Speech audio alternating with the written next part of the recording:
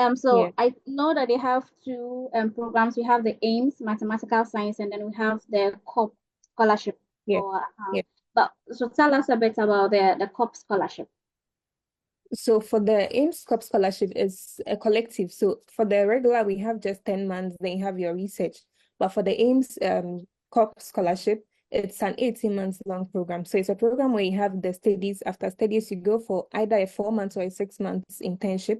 Then after the internship, you go for your research, then you're done with it. So that's just the difference between the two of them. So for the COP is an industry kind of um master's Yes. program where you have your Okay. internship, you get to learn how the outside world works. Yeah. So it means that students enrolled in COP actually like they are linked to organizations for internships and Yes. okay, okay. Yeah. So what are some of the benefits weighing the two scholarships? Because I actually applied for AIMS. I didn't know about COP, but I think COP will have some weight than the mathematical science, if I am correct. What are the differences, right? Like when it comes to the benefits and all that. Yeah. So if you're someone that wants to work in an industry, the best place to go is for the COP because for the COP, you get to go into the industry. And for the industry, it's aims that will look for the industry for you. You can look for your industry, but they've partnered with different groups and organizations where they send your CV, then they pick you. So for the COP, if you want to be an industry person, you can go into it. If you also want to be an industry person and also do your PhD, you can go into it so that you get some skills, you get to know some knowledge so that when you come out of the master's program, you are good to go. And with that one as well, they can easily retain you after your internship program with them. Yeah. Oh, okay. I think I'm falling for that one. So what are Yeah. some of the specific quotas for students from different African countries? I understand that AIMS is specifically for African countries, Yeah. if that is right, yes. So what are some So of the specific things they look out for in students in Africa? So mostly you have to be a mathematician or you have to do something like mathematical science, but they don't have like a specific quota for picking people. Just that the No. main thing that they emphasize on is to have maybe more than 30% or 30% females. But for quotas, we don't have that. So we have different sectors or different sections of AIMS. We have 5 different places. That's AIMS Ghana, AIMS Senegal, Rwanda, South Africa, and Cameroon. So in a case where maybe I went to AIMS Senegal, and most of the people that applied to AIMS Senegal were a lot than those that applied from outside of Africa. So they picked more Senegalese as compared to those applied. So that's just what they look at, but they don't have like a specific quota to That's pick specific. people from. Yeah. Okay, okay. I think but what's about the other institutions? So I think AIMS Senegal is very popular. Well, that's what I hear a lot. What about the other institutions? How popular are they doing the same courses and how is the admission rate over there? Yeah, I think we all have the same admission rate. So they usually pick like 30, but now they've increased it to 60 students. So all the institutions have the same admission rates. And for AIMS, maybe the reason why AIMS Senegal is popular is because of the COP program, because they still do the COP program. Oh, AIMS Ghana, they don't do the COP program. And AIMS Rwanda, they do the COP program as well. And also South Africa, they do. So not all the centers do the COP program. That's why it's popular. okay. But okay. So for students aiming to apply for the scholarship, what are some of the things the scholarship covers? Some maybe travel allowance, accommodation, and all that because it's in a different country. Yeah. So if you're going to any of the centers that's outside of Ghana, it covers your travel. So your travel to the country and back to the country, they cover everything. And you also have $100 stipend every month for the duration of the Oh, program. But if you are to do your internship, they increase it because you have to leave the campus to go to the company that you're working at. So they increase that one. But for the duration, it's just $100. And you have your accommodation free as well. You also have your feeding. They feed you breakfast, lunch, dinner, and you have dessert as well. So all you have to oh, do is learn. And we also have cleaners that clean the rooms as well. So all you have to do is just study at wow. AIMS. Yeah. That's nice. I didn't know that. I didn't know you get free food, free lunch, free everything. But Yeah. that's so nice. So in the let's dive into the application process. I remember Okay. when I was answering mine, the questions were so many. and you were Yeah. limited to about 500 characters, not even words, characters. So you have to really be very strategic in what you are putting in there. So what are Yeah. some of the important factors to consider in your selection, like in your application? So if you are going to apply, you should make sure that you should be unique because they ask some specific questions as how you can impact Africa through aims, how your leadership skills are, how you can bring change in aims. So all you have to do is to be unique to whatever they are doing and make sure that the statements you're writing is not generic or it's not something you've just copied from somewhere and paste. Yeah. It should be something about you so that even during the interview process, if they're asking you, they should know that it was you who wrote it, not someone that wrote it for you. So you have to make sure that everything is about you. Just write everything about you and they'll know. And you should Okay. make sure that everything is according to all your documents are there, all the documents they've required. You should make sure that you provide everything. And if there are some mathematical questions that you should answer, you should also make sure that you answer it very well. Yeah. Yeah. Yeah. Talking about the mathematical aspect, I think they have the application in two forms. We have Yeah. the written and then the forms that you fill. Should students prepare for that? So usually it's a linear algebra. It can be linear algebra or something close to what you have. So we have linear algebra, we have statistics, and if you've done some bit of programming, you also have Python as well. But mostly just linear algebra, statistic questions that they usually ask. So you can prepare around those areas. Okay, okay.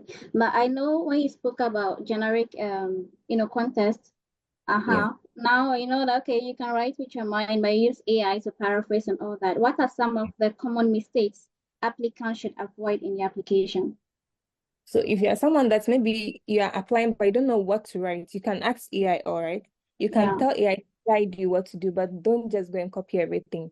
And when you're writing to, you should make sure that you pinpoint so everything that you've done, your struggles that you've had to pass through before you're applying to aims, what's brought you to that section. And maybe if during your course you didn't pass any of them or you failed one of them, you should mention it and say why and how you're able to improve yourself in that particular way, and you'd be good to go. Okay.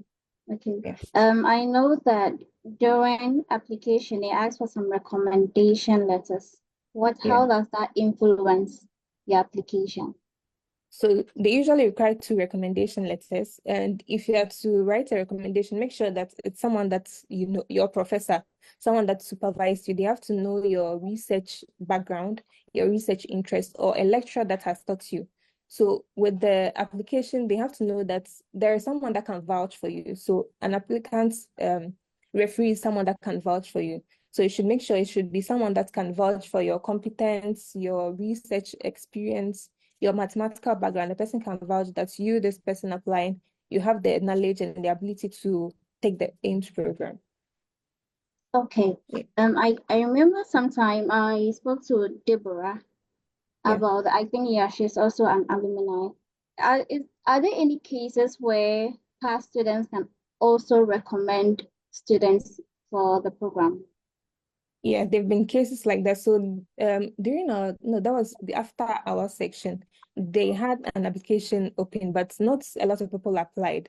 And there were some that applied, but they left afterwards. So if there is some window, maybe like two or three people they need, they can contact an alumni to recommend, or they can contact a lecturer to recommend who they think is good for aims.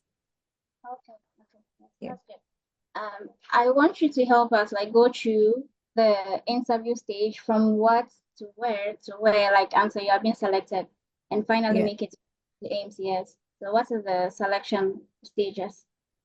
So after the application process, the interview stage is usually between June to July. So if you are being selected for an interview, they would ask you questions regarding your leadership skills, what brings you to AIMS, what are you coming to do at AIMS, how would AIMS impact you?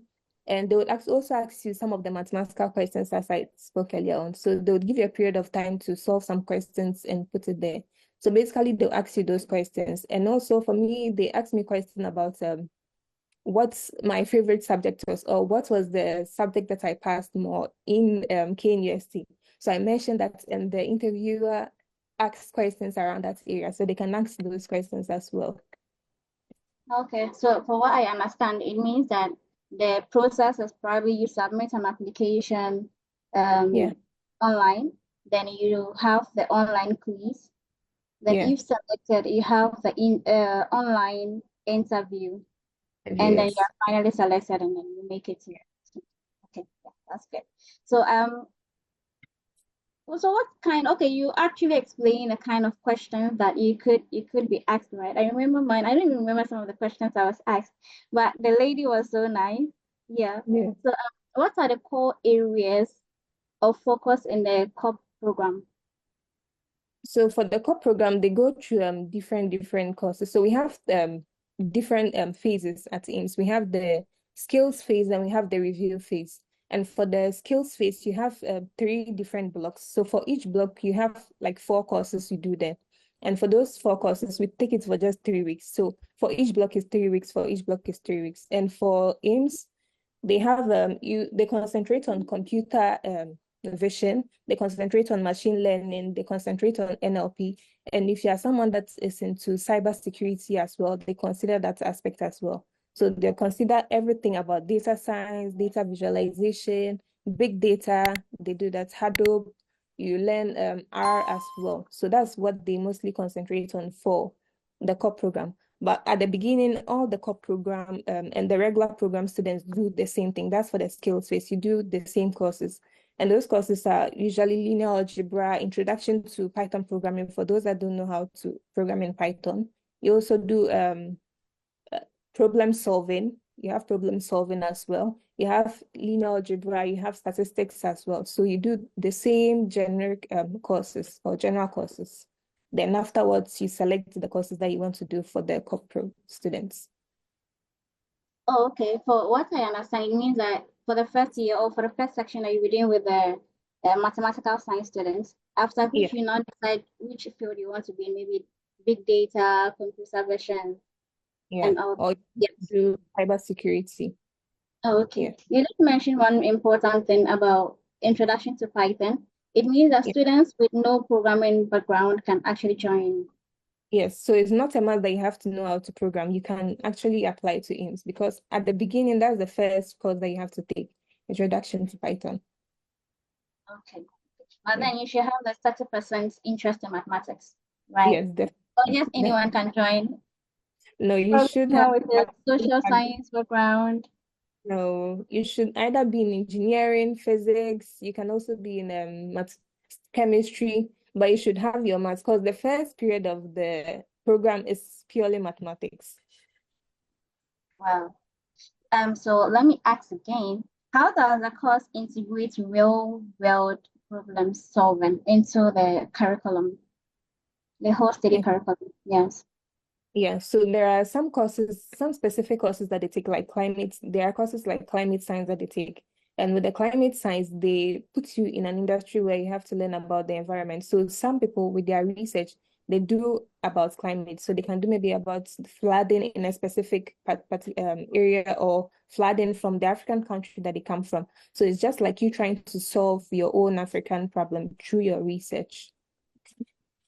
Yes, I'm interested in that. So does that mean you can join with no background, no sense of this what I want to do for my research? You just join because probably you qualify with some mathematical background and all that. Can you just join and then through the process probably someone you have some mentors, a guide, and you get your research topics and all that. Yes. I So know a friend. Sorry, good. yeah, you come in. Okay. So for me, when I was young, I didn't have any interest. I didn't have any interest or whatever I wanted to do. And with AIMS, they have a particular period where they bring out different research areas that you have. And also with the guide from the academic director, you're able to choose this is the particular area that I want. And even as times goes on, you're able to see what you actually want to do. And if they bring out the research topics, you go through them and see which one interests you, then you contact the lecturer to do that particular research topic. But if you also want to do your own research topic, you can tell the academic director, then they'll talk with the lecturer, then you do that one. Okay, I know one outstanding thing about AIMS is the Yeah. resource people they actually bring. Right? very influential people are Yeah, involved in the teaching and everything. So that's one yeah. outstanding thing. But also, what are some of the research opportunities available for students? This is very important because that's a master's program actually. Okay. Yeah. So as I said, they give you topics to work on, but we also have the internship industry partner. That's it's called Ivado. It's in Canada, no, Quebec rather. So they have that research center where you go and do all your research. We also have another research center in Dakar. It's called Institute Pasteur. So there you do real research. So the Institute Pasteur, they do research in diseases, something related to diseases. So if you want to go into that field, you can go into that field. So AIMS, they prioritize that, and all the professors that teach us are not just centered at one place, but they are worldwide. So you get a lot of opportunities in it. Right. I think I have a lot of links with aims alumni, so I can Yeah. best understand that. Yeah. Yeah. So what are some of the industrial partners that you guys have? I know Google as one, but then I know there are a lot of people working together to make this a reality. So what are some of the partners and internship opportunities as part of the program? Yeah, so some of the partners are Google, and in Senegal we have Sonatel, it's a telecom company. So we have Sonatel, we have Atos, they also do big data. We have Institut Pasteur, as I mentioned earlier on, and also Ivado, and some institutions in Ghana here. So maybe they can partner with MTN. If you are in Senegal and you want to work with MTN, the school can do the talking for you. So you just have to tell them this is the place that you want to work to, and the school will do it for you. So some of them are just the Sonatel, Institute Pasteur, Atos. We also have Manobi. It's also an international company, but they have a center at Senegal. And we also have different partners in different countries. Okay. I think that's so interesting. So, how does the program actually prepare students for careers in academia, industry, and then entrepreneurship?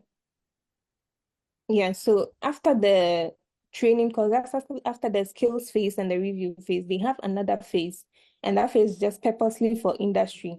So they bring industry experts to come and teach them how they work at their industry. So they call it the case study for industry. So different industry personnel come to the institution, or they can join through Zoom. They teach them how the industry work or how they do their work. So for me, last year I had a session with them talking about what I do at my company. So you have a week-long training on what you specifically do at your company, so that to guide them to know what they want to do. And with the research aspect, I said, Ivado is a research institute. So if you do your research with them and you are very good and you have the chance, they can retain you there to do your PhD as well. Yes, you said uh you had a meeting last week. So No, is this year. last year? Last Oh, okay. But still, last year is 2024. I know you completed 20. So I just wanted to understand, do they do for alumni? Is it just for the students so that you can weigh that? No, it's not just for alumni. So it's just they take industry experts and they come to teach. So because I work in an industry where they are partner to the school, they took me to. Oh, okay. And we also have a platform where they share opportunities to students as well. So even if you do the regular program, you still have a chance to work in an industry. Wow. I don't know if you gave us a highlight about the COP, what does it really mean, and what are some of the career paths that it has for its graduate students?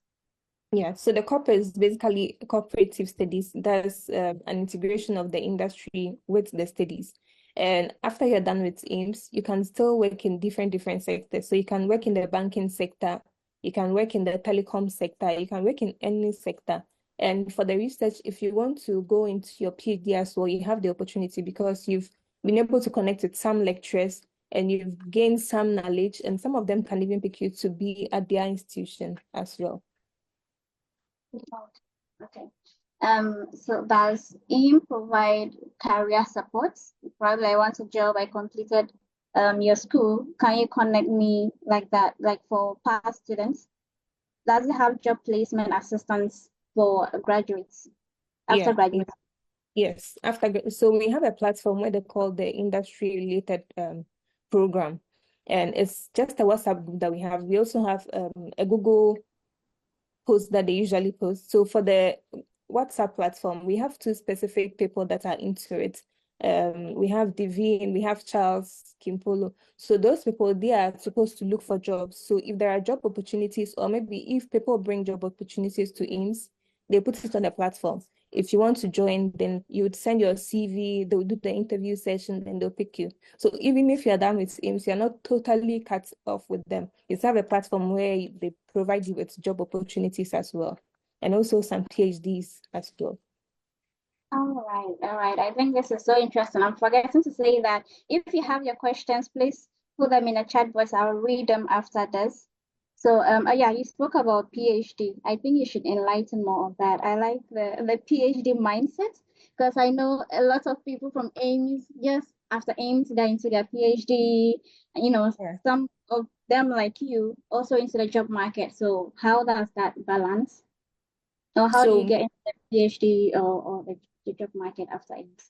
So AIMS in itself, they also have their PhD programs, each center and what they do. So for AIMS Senegal, they have a PhD program in specifically in mathematics. So they have partial differential equations, you have your topology.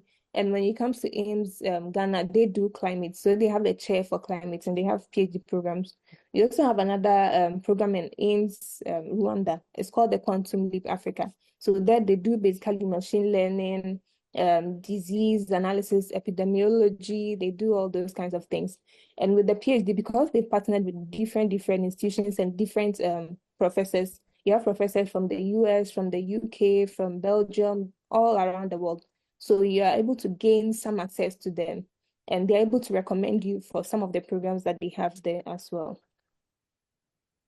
And with AIMS, because it's like a wide network, people are around. So once you apply, they know that you're coming from AIMS. And because AIMS is not just any institution, but they take their time to select their students, they take their time to select the best students that they have. So they know that you are coming with the best, you're not coming with anything to do that PhD program. So it will be easier for you to go and do it.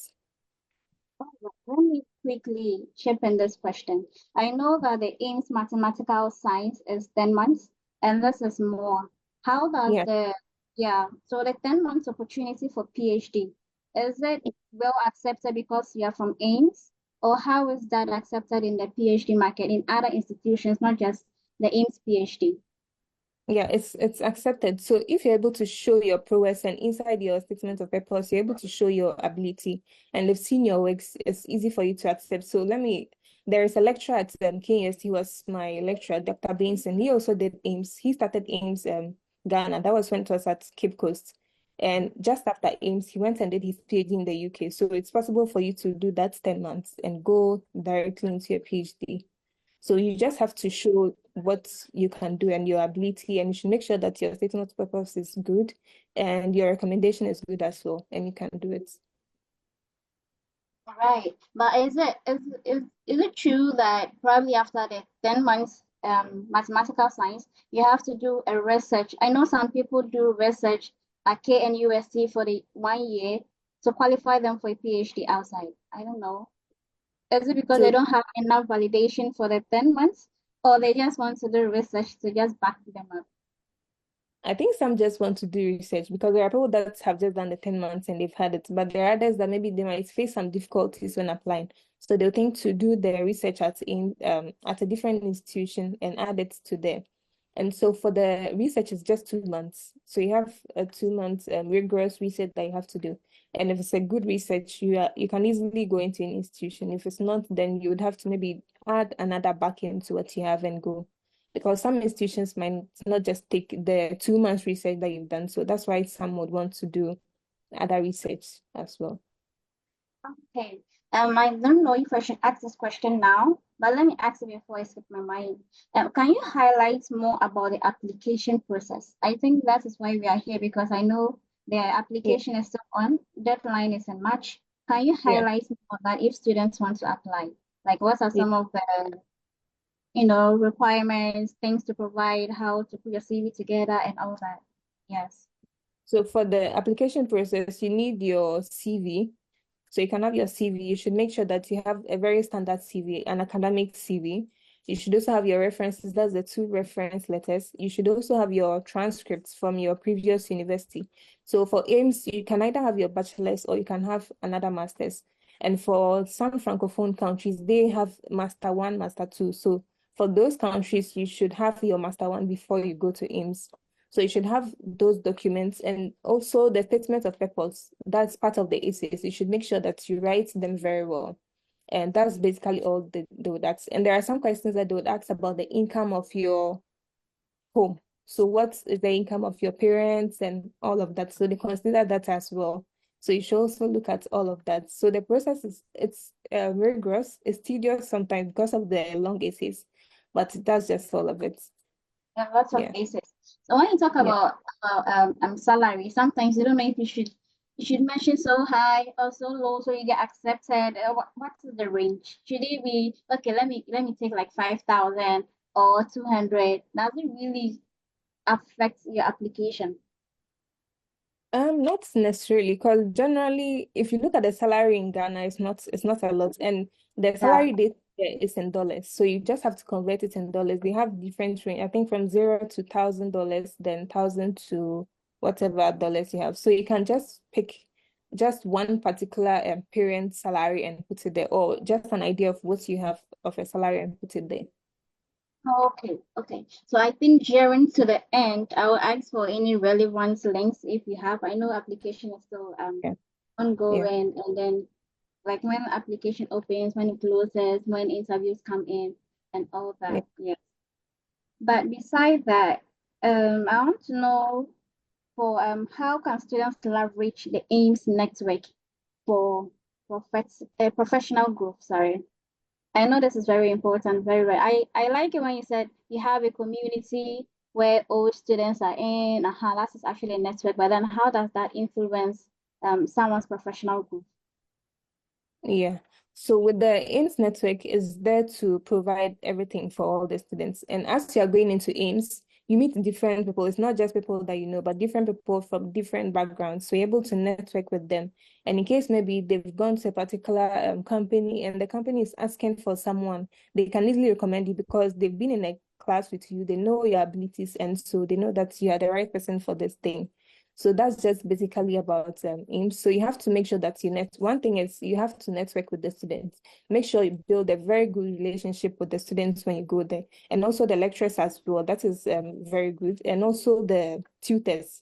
So let me just add. So the tutors that we have, they are usually PhD students or PhD graduates. So they've already passed through the masters, they passed through the PhD, and they have the abilities and all that. So you have to make sure that you connect with them, and they would give you those places. They can guide you to go to places that you want to go to. Right. I wanted to ask this. You just mentioned PhD. So you said that after the master's study, they also have advanced studies like the PhD course, which is very Yeah. specific in each country. Is that also fully funded?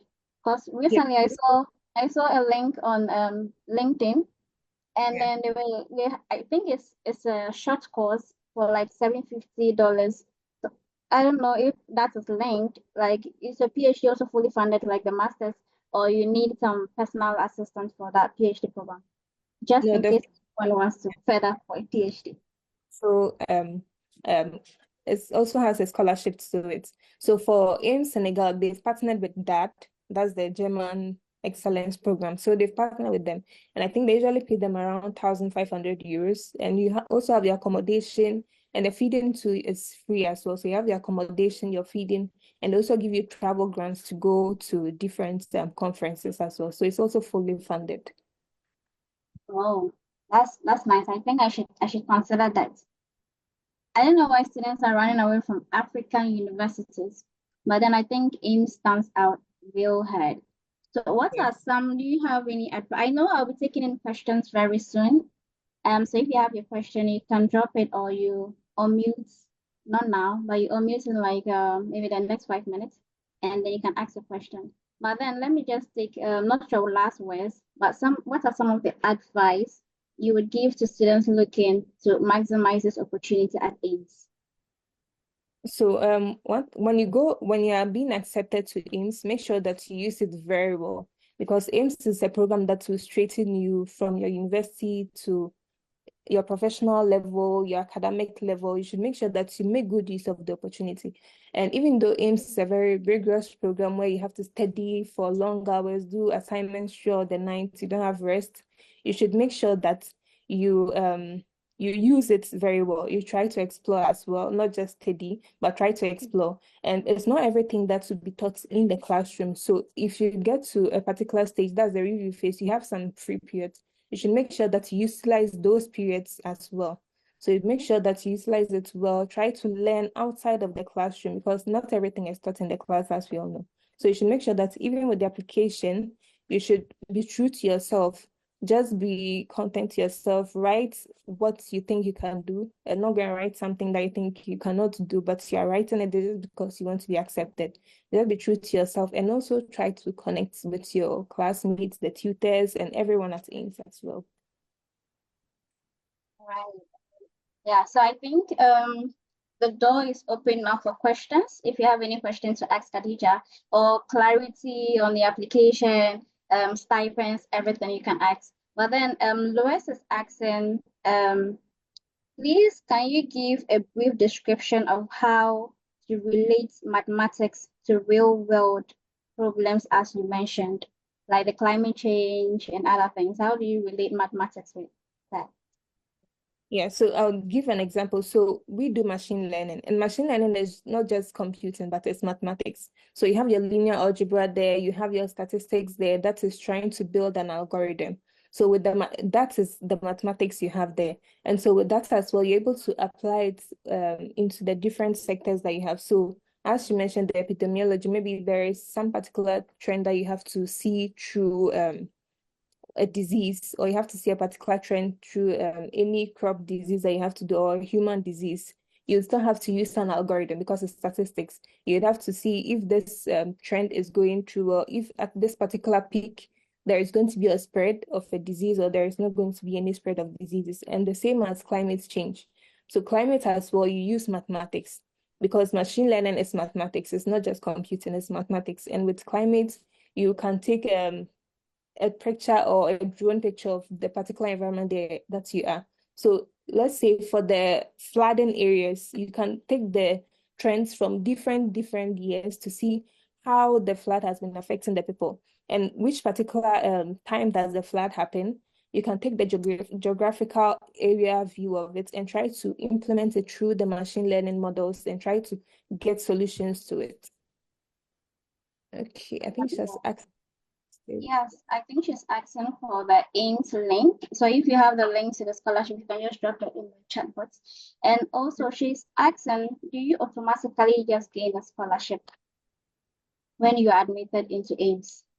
Yes, once you it's automatic. So the scholarship comes with the application. So once you apply, it's automatic. But this year, they are trying to introduce the fee paying aspect. That's for the core program. They don't take a lot of people for the core program.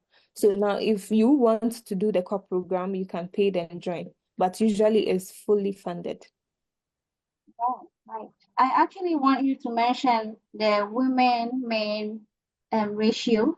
Yes, because I know we are battling that everywhere, and because it's mathematics, definitely there'll be some struggle. So, what's the male-female ratio challenge with application processes?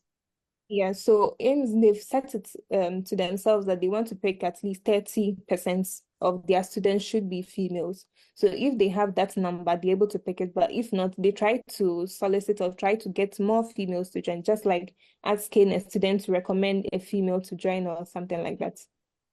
Yeah, so the ratio is still the same. So in a class, you can have like 30 people and you have just 10 females as compared to the males. It's still like that. Right. Yes, Yeah. I remember. So when I got AIMS last 2 years, that was actually my second application. So my first application, I got bounced. So she is asking, well, what is the percentage, like what's the acceptance percentage for the program? I would say maybe 20% because they don't pick a lot of students. That's the thing. Yeah. So you can have 100 students applying, but they're only picking like 30 students or 60 students. That's now they've tried to increase it. But at first it was just 30. You can be 1,000 people, then they just pick 30 people. So that's the acceptance rate is small. but it's good to go. Because you have different centers, you can check different centers as well. The only disadvantage is you cannot apply to all the centers. But if you're lucky and maybe they've seen that you are good, and maybe that particular center that you've applied to is full, they can send you to another center. But you can apply to different centers. I don't know if that has answered her question. I hope so. And I think that makes so much sense. Yeah, I see the referral thing, but I don't know if any student has actually come to say, okay, I applied to Ames, but now I'm in Cameroon for the same program. I don't know how the referral, because I know students are also applying to So, Cameroon who are very qualified. Yeah, so I don't know. I don't know how it works, but then they say that. But for saying all the things so rosy and so nice, are there any challenges? Why do students go in and go away if they have all these benefits, if they have industrial people, if it's fully funded, then why do they leave the program? And what are so some you, of the general challenges, maybe food so you quality and all that?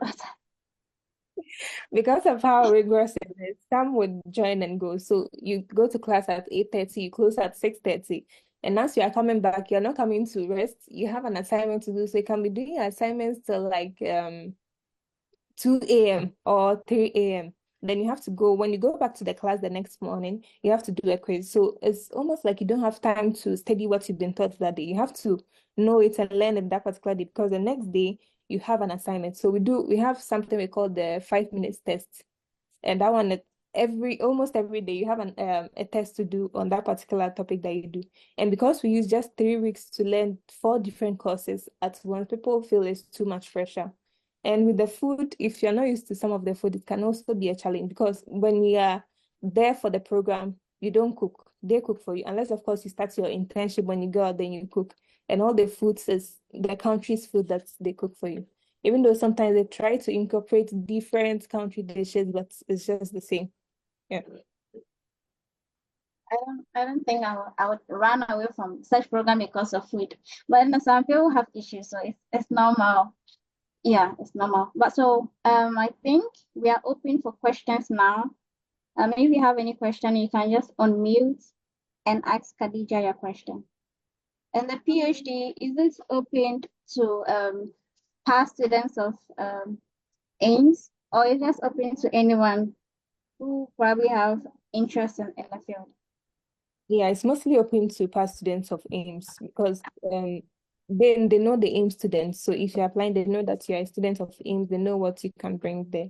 So it's mostly open to alumni of AIMS.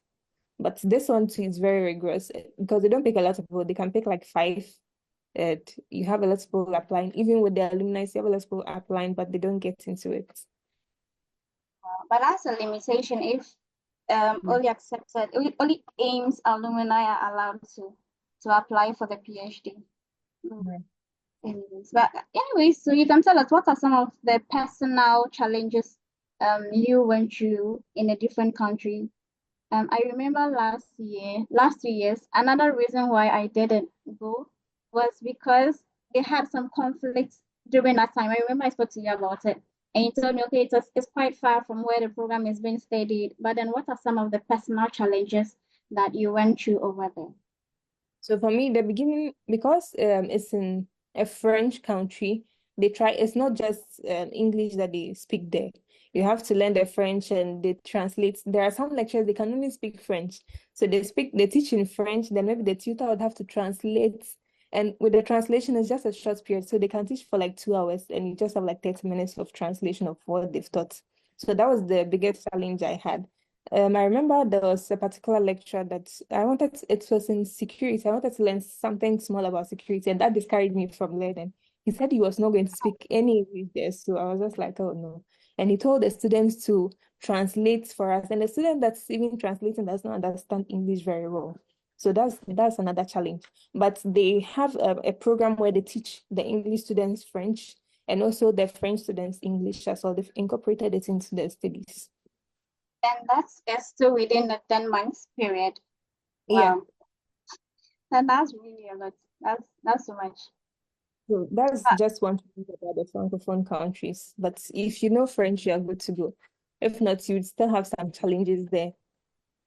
um, Okay, so now becoming quite personal, so others understand what really happens. What are some of the achievements you have personally, gotten from AIMS? Like after your completion, it's now been like 3 years or 2 years. What are some of the achievements you can boast of that I got this from AIMS or I am getting this through AIMS? Yeah, so one of the achievements I got is where I work now. So I work at AI Force Sense, also known as Sensor 60. So I did my 6 months internship with them, and they decided to retain me just right after the internship. They gave me a contract to work with them, and I had the opportunity to work with them remotely. So with AIMS, I've been able to get a job opportunity even without having to look for a job, because mostly in Ghana, when you finish, you now have to be sending your CV around and all that. So just right after school, I got my internship opportunity. And also sometimes they call me to come and have a session with the students. I also try to impact or to give back my knowledge to the students as well. I believe you are doing this online because I meet you more often at programs here in Ghana. So Yeah. your job opportunity is online, right? Yeah. So we are still open for questions. If you have any questions, please, you can unmute and ask. Mhm. Also about academic writing, I think it's very important for masters and PhD. Is it Yeah. like a compulsory thing? Because I know of a summer school that like within 2 months, but students are kind of compelled to write an academic paper because of like what they have learned. Is this a necessity that after my AIMS program or COPS program, I should produce a paper or something? No, it's not compulsory. If you want to do it, fine, but it's not compulsory. So if your research is published, it's friendly or it's good to be published, then you can do it after your internship. So most times the people that you've partnered with or the lecturers that are your supervisors, if they see that it's worthy of publishing, then they'll collaborate with you to publish your paper. But it's not compulsory that right after IMS you have to publish a paper. But it's advised that you do that. Okay. And is that also under the scholarship or is self-funded? No, that one is self-funded. It's not under the Oh, scholarship. okay. So Godwin is asking, is the program fully funded? Fully Yes, it's for funded. everything, transportation, from if you're going from Ghana to Senegal, transportation flight from Ghana to Senegal is covered. And when you get to the airport, the school bus comes to pick you from the airport to the center. So it's fully, everything is fully funded. Feeding is funded, cleaning, even washing of your clothes. They have cleaners that come to pick your clothes on certain days to go and wash it for you. So everything is covered. I'm just happy for you guys. That's an enjoyment. And so it comes to you have to learn and learn and learn and learn and everything. But I see that there are some fun activities. What are some of their fun activities? Maybe a tour Sunday or Yeah. anything fun. So they have specific times. So maybe during Christmas break, they can take you to the zoo to go and check. And even during the class periods, we have breaks. So after each class, we have like a 10 minutes break. And they have like a volleyball or a baseball court there where you can just go and play to relax your mind and all that. And also AIM Senegal is just closer to the sea. So once you're out of the class, you are seeing the sea there. So you can go and sit there, relax your mind, and that's basically all. And also during Christmas, they set up a party for the students. They bring food, play music, and all of that. Right. So let me just give some 2 minutes for more questions. Um, and even as the questions come in, Khadija can tell us, your final words. How do you encourage women, especially women, to apply into this Yeah. program? And then, yeah, yes.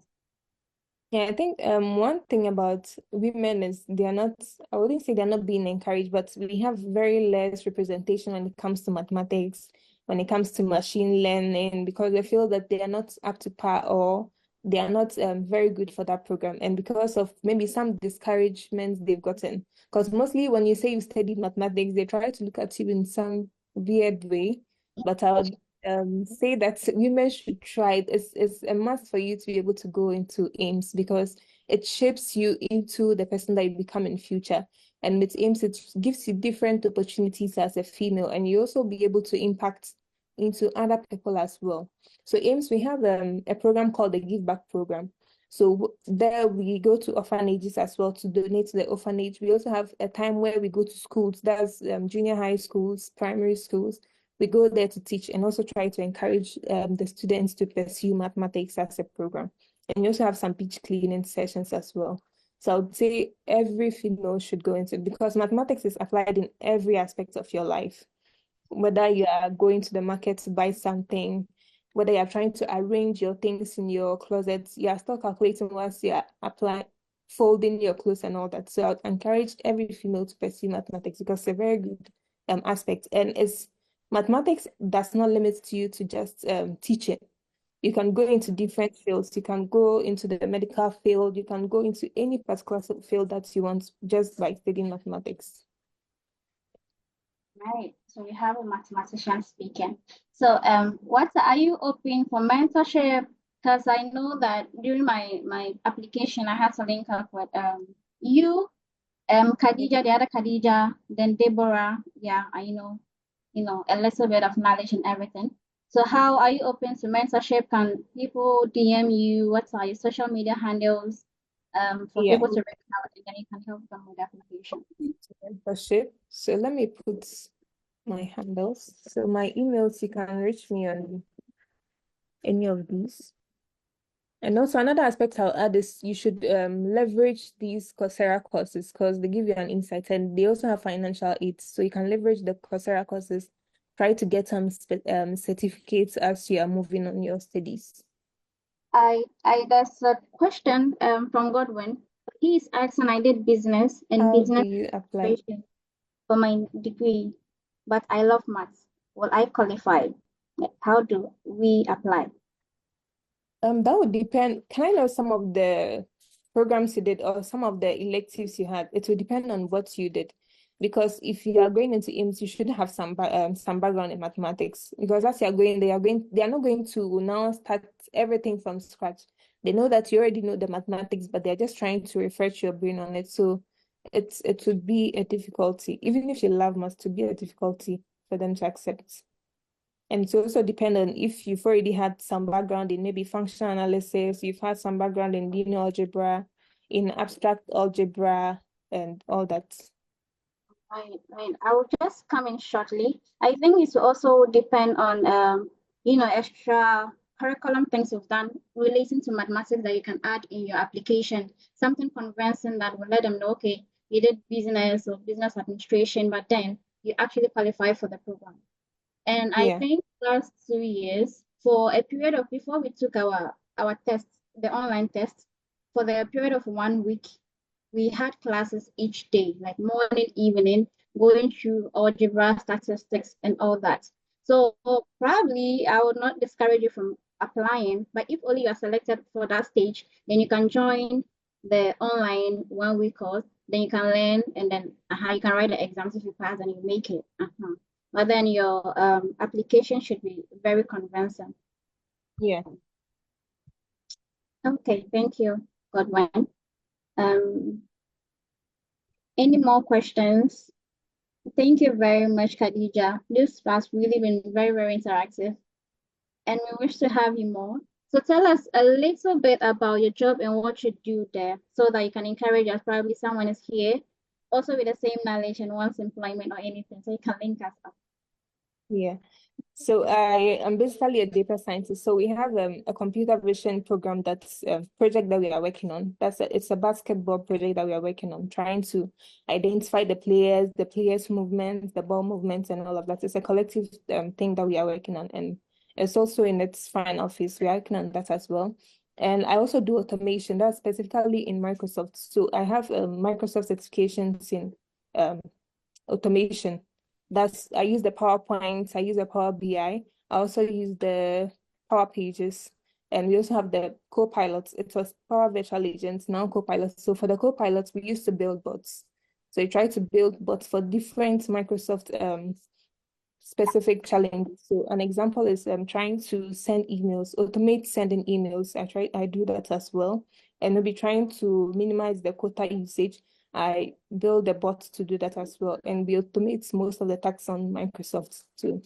And also I supervise interns. So once they bring interns into the company, I supervise them to do their work, their projects. My hand is raised up for speaking, right? I need your mentorship. Right. So thank you very much, Khadija.